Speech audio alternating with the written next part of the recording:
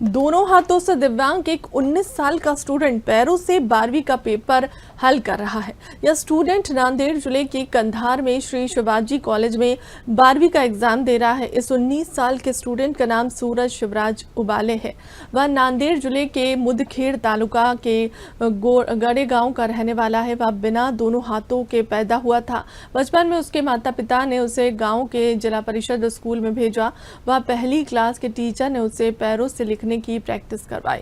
तब से वह पैरों से लिख रहा है। इस बीच पढ़ाई के प्रति उसके पैशन को देखते हुए Shri Shivaji free education society ने 12वीं के बाद उसकी हायर एजुकेशन पूरी की जिम्मेदारी ले ली है। सोसाइटी के प्रेसिडेंट पुरुषोत्तम धोड़ंगे ने कहा कि सोसाइटी आगे की पढ़ाई का पूरा खर्च उठाएगी।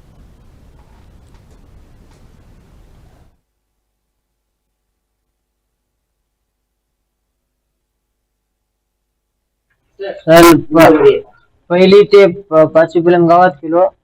5वी 6वी 7वी नांदेडला केलो। इसना पोलीस अपंग आहे तिथे केलो 2 वर्ष। 8वी 9वी 10वी तिथे पीपल हायस्कूलला गेलो 9वीला आणि 10वीला याला गेलो डोंगरखेडला 10वी पास झालो। 11वीला इथं आलो। हो सर। किती टक्के दहावीला? 64% 64% 80 पॉइंट। अच्छा. आणि हात कधीपासून होते? जन्मतात नाही सर। आणि हे प्रॅक्टिस कधीपासून सुरू तुझी? पहिल्यापासून पहिली ते आता 12वी पर्यंत 12 वर्ष। कॉलेज तू रेग्युलर करतो का? नाही सर परीक्षेला तेवढं येतो। आता घरी करतो अभ्यास। किती तास अभ्यास करतो? कसा अभ्यास? सकाळी 2 तास आणि दुपारी 2 तास संध्याकाळी 4 तास। अरे 1 मिनिट रुक।